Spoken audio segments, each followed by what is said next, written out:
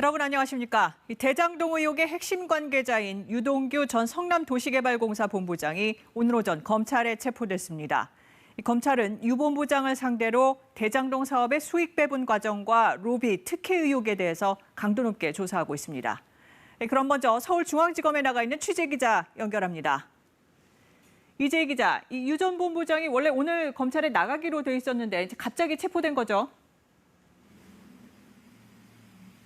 네, 유 전 본부장은 원래 오늘 오전에 검찰에 출석할 예정이었습니다.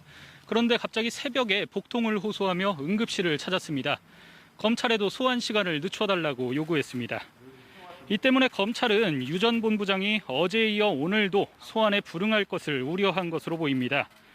지난달 29일 압수수색 과정에서 유 전 본부장이 휴대전화를 창밖으로 던지는 등 증거를 인멸하려 한 것도 영향을 준 것으로 알려졌습니다. 네, 유 전 본부장은 이 대장동 의혹의 핵심 인물로 알려져 있는데 오늘 조사는 그럼 어떤 부분에 초점이 맞춰져 있습니까?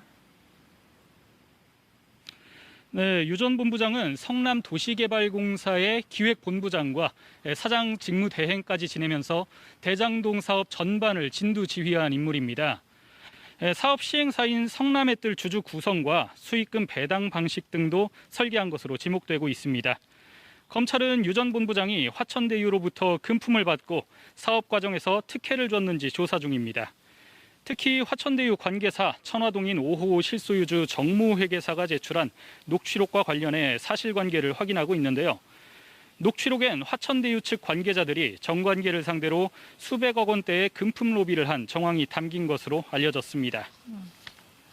화천대유 대주주죠. 김만배 씨는 의혹을 부인했어요. 네, 화천대유의 대주주 김만배 씨는 이 수백억 원대 금품 제공, 로비 의혹이 사실이 아니라고 부인했습니다.